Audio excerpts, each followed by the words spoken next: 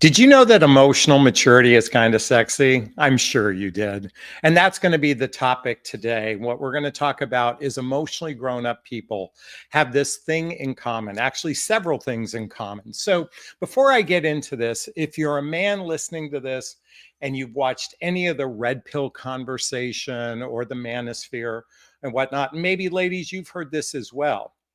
There is this conversation going on around relationships that men or women are the problem in relationship, that they're only seeking to date up in their status of class. They're only seeking to date the cream of the crop type of men, and they're discounting the average guy. And because of that, the average man, the normal man, basically has no options. And there's a lot of criticism by men that women have left the normal man, the average guy, alone, only seeking the cream of the crop. And guess what?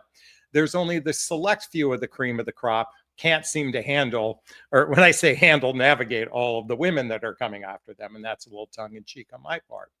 So what inspired this post today is the conversation about emotional maturity. And I want to be candid with you.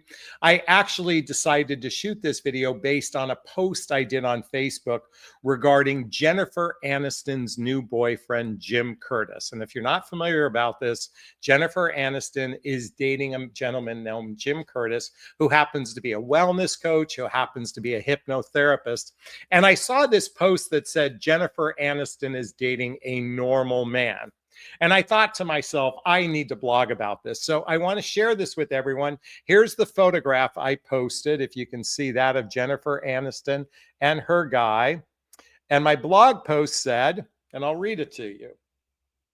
Some people call the man at Jennifer Aniston's side normal, but I don't buy that for a second, because the man she's chosen, Jim Curtis, isn't normal. He's a healer. He's not a movie star or famous. And let me repeat that. He is a healer of the emotional heart. A former corporate guy who didn't stay corporate, diagnosed with a spinal cord illness in his 20s, Jim endured pain, paralysis, a limp, and lifetime of struggle. But he didn't settle. He turned his suffering into service. He walked through darkness so many others wouldn't see. He did the inner work. He rewrote his story and turned it into medicine for others' wounds. Today, he coaches, he speaks, he writes, he guides people towards healing. If Jennifer chose him, she didn't pick safety or glamour. She picked him because of heart.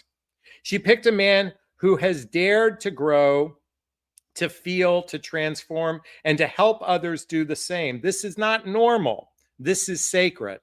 And I did also say he's pretty damn handsome too. So why am I sharing this with you today? Folks, if you're a woman seeking a man who is an emotional grown-up, men, if you are seeking a woman who's an emotional grown-up, then maybe it's time we investigate the common thread through emotional maturity. And while certainly kindness and loyalty within a romantic relationship are significantly important, there is a common thread that people have that have emotional maturity. Not everyone has had to do deep soul work, like shadow work, like I did, or has had to deal with a lot of trauma to heal from their past. Some people have had micro traumas growing up, and some people have had significant traumas. And those that have had significant traumas in childhood or in their adult life most likely need to do some level of personal development, self-help, and spiritual work, and even therapy to heal, to be emotional grown up, to have the relationship skills to be able to navigate today's relationships. See, thankfully, women today are no longer dependent upon men for survival. And because of that, the old one up, one down type of dynamic is no longer a necessity as much as they were before. Today's relationship requires some level of emotional maturity. It requires some level of relationship skills. In fact, it requires some level of self-love. And if you're not familiar with my book, What the Heck is Self-Love Anyway? A Journey of Personal Development, Self-Help, and Spiritual Work, I highly recommend checking it out. My book is listed below. In fact, we'll just even plot this in the screen. In Jonathan recommends readings. I recommend any book that I recommend today is listed below.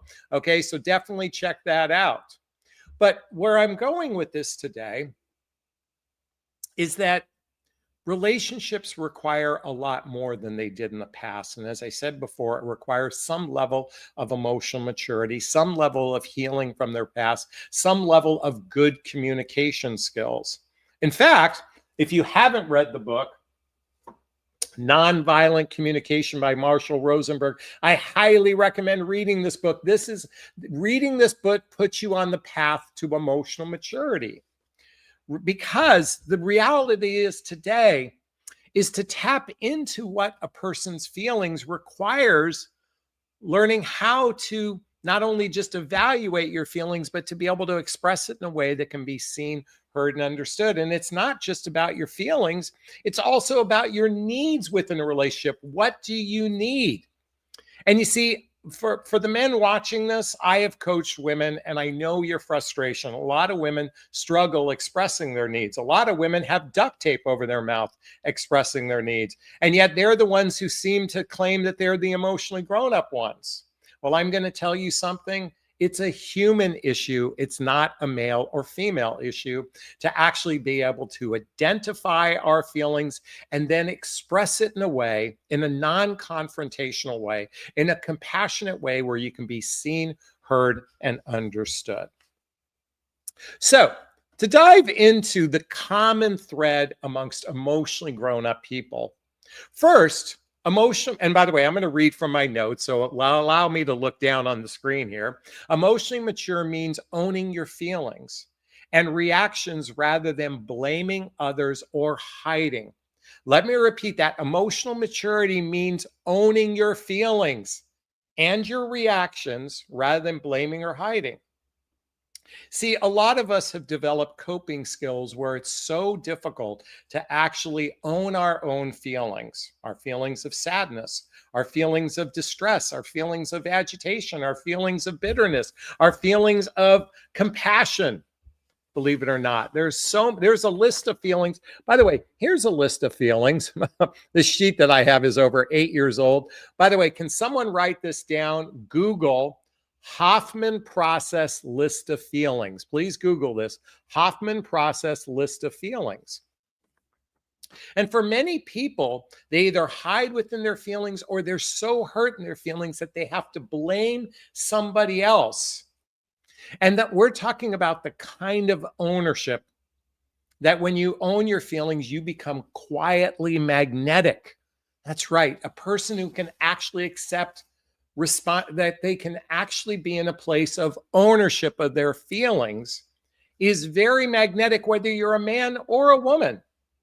I know this has mostly been reserved for women, but I'm here to say to the men watching this, let me tell you something. There is nothing weak about being vulnerable. There is nothing weak about expressing your insecurities and your fears. Now, if you're living in your fears and insecurities, if you're swimming constantly in your fears and insecurities, sure, that's unattractive. I'm sure, men, you wouldn't want to date a woman who's swimming in her fears and insecurities. But owning your fears and insecurities, owning your feelings, owning your judgments, taking personal responsibility from that place, as I said before, that kind of ownership is quietly magnetic. And I'm inviting you all to dive into that. Now, number 2, emotionally grown-up people, it means empathy. The ability to meet someone else's pain or joy with understanding and compassion. Let me repeat that. The ability to meet someone else's pain or joy with understanding or compassion. It's that presence that feels safe. It feels rare. It feels deeply attractive. When you can be present, when you can be empathetic, and empathetic isn't just about feeling someone's feelings. Empathy is actually identifying your own feelings from that vantage point. That's how we dive into empathy, when we're feeling someone else's feelings and then be able to recognize it from our own mirror of what's going on inside ourselves. And to the men watching this, I want you to know this can be juicy, delicious connection with a female partner. Now, I'm not suggesting that you have to vomit all your feelings or that sort of thing. I meant to say that in the earlier part of the conversation. But certainly, having empathy, taking ownership of your own feelings is highly attractive. And those are the people that both men and women want to be with, are those people. Number 3, emotional maturity means bringing authenticity. Truth over image. Integrity beats glamour every time. You know, when I was thinking of Jennifer Aniston and Jim Curtis, certainly, I mean, she's a powerhouse of a successful woman. She certainly has a high image, I suspect.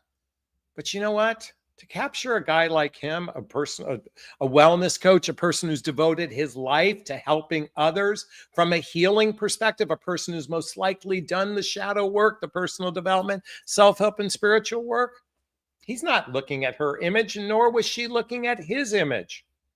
Because bringing emotional empathy into emotional maturity means bringing your authenticity. You're not trying to win someone over. You're not climbing to the highest room of the tallest tower. You're showing up present, grounded, active listening, really listening from the heart, from a place of kindness, and certainly from a romantic perspective, showing up with authenticity oftentimes demonstrates that loyalty I talked about before. Number 4, it means clear, kind communication. Clear, kind communication. I talked about this a moment ago. Nonviolent communication by Marshall Rosenberg. It's expressing your needs, setting boundaries, and resolving conflict from a calm, honest, rather than a dramatic way. I have to read that again for everybody. Expressing needs, setting boundaries, and resolving conflict from a calm, honest place. You know, a lot of people operate from a place of I'm right, you're wrong. In fact, resolving conflict is usually about fighting unfair, meaning I don't care what you have to say. I'm right, you're wrong. One of the hallmarks of emotional maturity is recognizing, and I call it fighting fair, but it simply means how can we both win when we have differences? How can we both win when we have differences? Not how can one win and one lose? How can both of us win? You know, I'm going to use a crude and simple example, but it's kind of fascinating to me. And I'm using differences here for a moment. You know, there are simple differences like I like to put forks down in the dishwasher. My girlfriend likes to put them forks up. Simple difference. But some people have lifestyle differences. And being able to navigate these differences, I was talking to a couple, he's a morning person, she's an evening person, and it causes a bit of conflict in their relationship. And you know what's interesting? How they said they would resolve it, and this is just one of many ways. They said on a couple days, and they wanted to be able to share their experiences together. They said a couple days a week, I'll go to bed earlier, and a couple days a week, I'll go to bed late. The other person will go to bed later. They were trying to find a win-win in the simple difference. Now, sometimes there's going to be differences where you have to agree to disagree. That just sometimes happens. But fighting fair, operating from emotional maturity, from a clear, kind, communicative place is saying, how can we both win instead of how we can both lose, or how one can win and one can lose. Number five, it means responsibility for growth, your past, your triggers, your healing. Let me repeat that, your growth. Ultimately, people that are emotionally grown up want to continually improve themselves. They want to navigate their fears, their insecurities, their doubts, their judgments of others, how their actions affect other people from a place of growing past their limitations. They recognize that human being recognizing that there's so much more improvement one can do. It's not like you go to a workshop once and it's all over. There's constant improvement and growth in one's life. Means being responsible for your past, recognizing that many of us in midlife have past relationships, and it's taking ownership of your past and asking yourself, What positive things about myself did I learn in this experience? How have I healed from this experience? What was good about my past relationship? What was so not so good? So I can learn from it. And lastly, what am I most grateful for? Can someone write that down? Write that down. What positive things did I learn about myself? That's looking at your past. How have I healed from my past relationships? What was good about each one of my relationships? What was not so good? And lastly, what am I most grateful for? By taking responsibility of your past, you're demonstrating that you're an emotional grown-up. And let me tell you something, in a world where most people point the finger at the other person, blaming the other person for their past relationships, we are swimming in a sea of people that it looks like every woman has dated every narcissist on the planet and vice versa. If you don't take ownership of your part, that's usually a sign you're not emotionally grown up for a relationship. And certainly your triggers. Look at those who follow me know I'm hyper aware of several of my gigantic triggers. And I'm aware of it. And I've talked to my partner about it only because I think it's important that we understand what sets us off. Doesn't mean we have to react to it, but at least having some understanding. That's self-awareness. That's a person that has an examined life. That's a person that's emotionally grown up. They all have this in common. And actually, when I talked about growth, I'm talking about healing as well. Saying, I want to heal. I want to grow. I want to improve. I take ownership of everything. And even if I get set off, I'm going to take ownership that I was acting maybe a little immature in this moment. And number 6, the last one. And by the way, there's more than these 6 I'm sharing. The willingness to own your story, the willingness to own your story signals strength and self-respect. It allows for real intimacy, vulnerability, softness, consistency, emotional safety, not just surface level flash, but the deep connection. You know, most people today, their conversations go like this. How's your day going? Did you have a good day? I hope you had a good day. Tell me about your day. Let's just keep talking about our day all day long. It's one thing to talk about the surface level of your day, but it's another to go deeper, to own your story, to own your emotions, to own your needs and your wants and your desires. From a place of strength and self-respect, it allows for real intimacy. Intimacy. Into me see. I think it was it Esther Perel that coined that? I can't remember. Into me see. That's what intimacy is about. It's about opening your heart to someone, to be unapologetically yourself, to say, you can see me raw and vulnerable. And it's okay because I trust you. And trust doesn't happen overnight. Trust takes hours upon hours of sincere, heartfelt communication with one another. To talk about your fears, your insecurities, your past, to talk about your triggers, to talk about all these things. We here in the United States, we rush sex way before we rush emotional intimacy. And when we're willing to own our story, when we're willing to own our part, we are certainly demonstrating the threads in common of what emotionally grown-up people show. And I suspect, coming back to Jennifer Aniston and Jim Curtis, I suspect this is a gentleman who's done the work because he's a healer. He wants to help others connect with their heart. And I think Jennifer is going to benefit by being with a really fantastic guy. And once again, to show you that picture of the two of them, there they are. I think they're a cute couple, and I'm rooting for them. Is this sinking in? Is this resonating with you? Please let me know. I'd love to hear your thoughts. Post a comment below. I do my best to read them all in the first 24 hours. As always, if you find value in my videos, please hit that like button. Please share this video. Please subscribe to my channel and hit that notification bell so you can be notified of new videos. And if you want to connect with me directly, hey, there's links below. Schedule a discovery call with me to see if working with a coach is right for you. There's a link to join my group called Midlife Love Mastery. There's a link to follow me on social media and a link to get my dating vows as well. All right, those who know my live format know it's time for Q&A. If you have a question, there's a little chat box in the corner. Write the word question and post the question thereafter.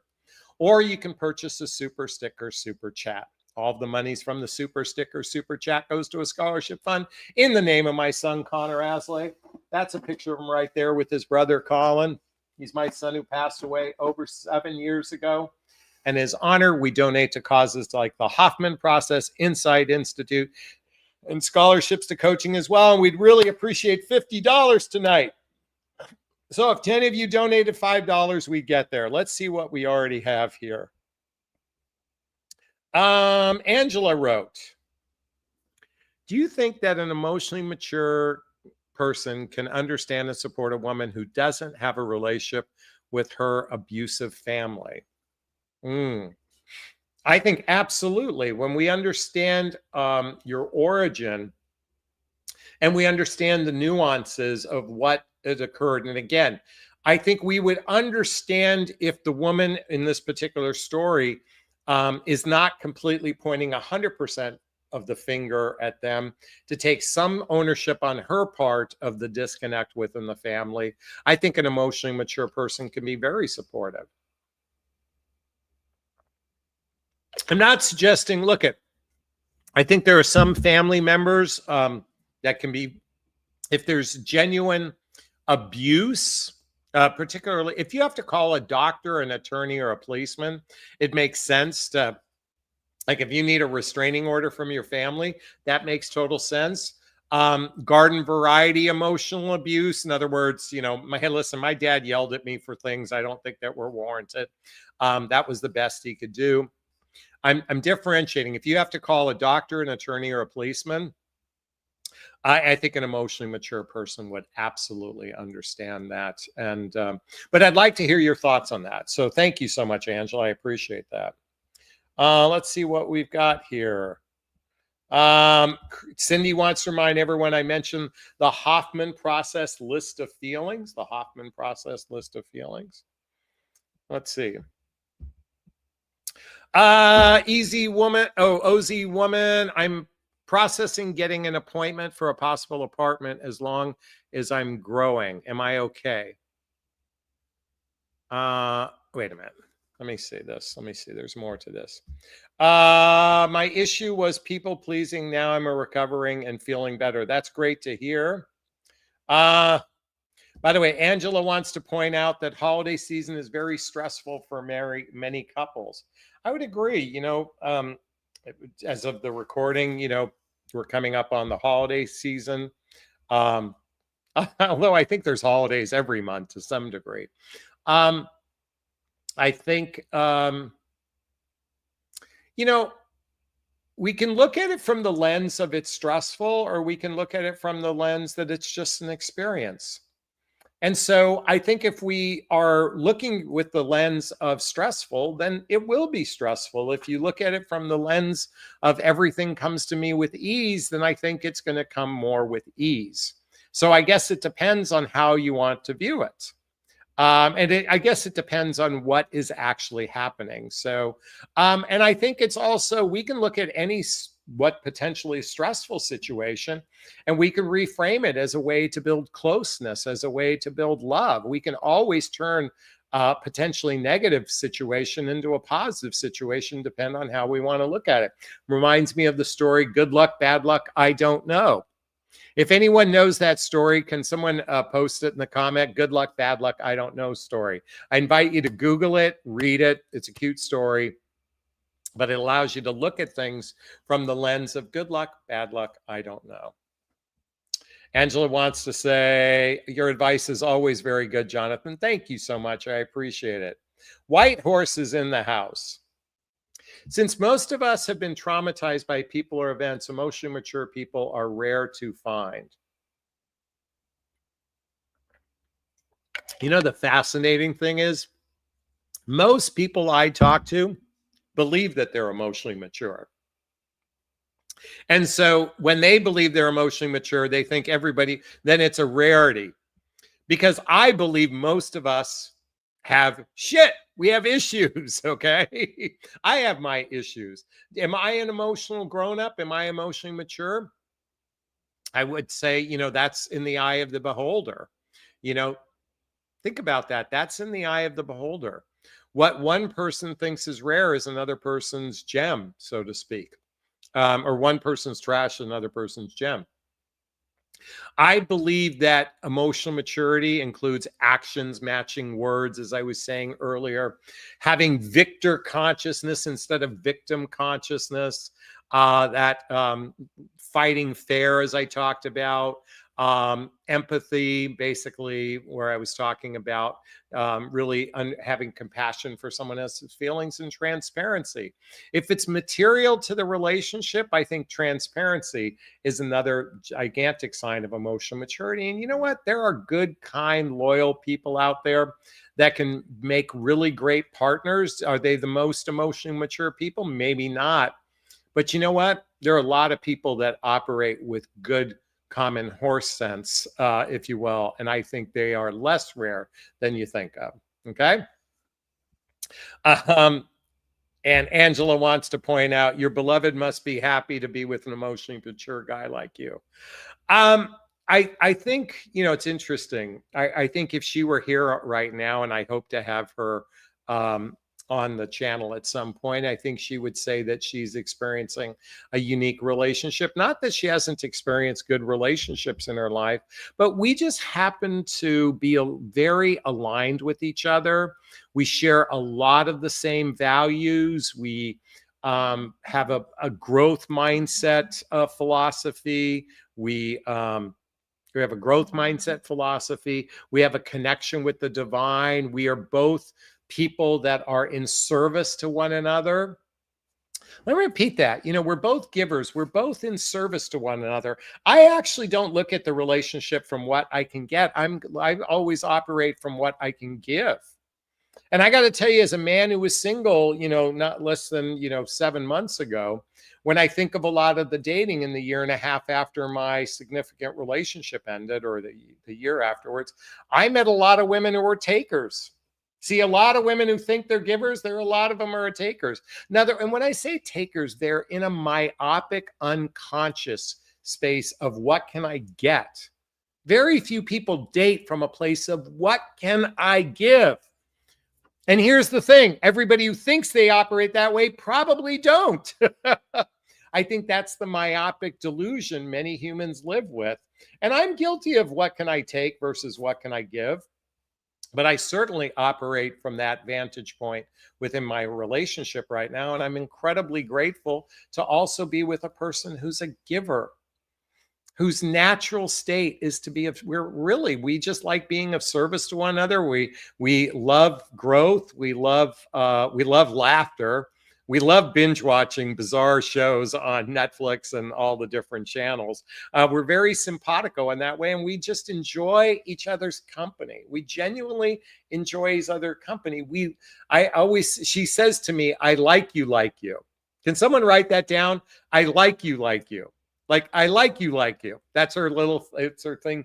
Oh, by the way, she calls me Noodles. That's my nickname.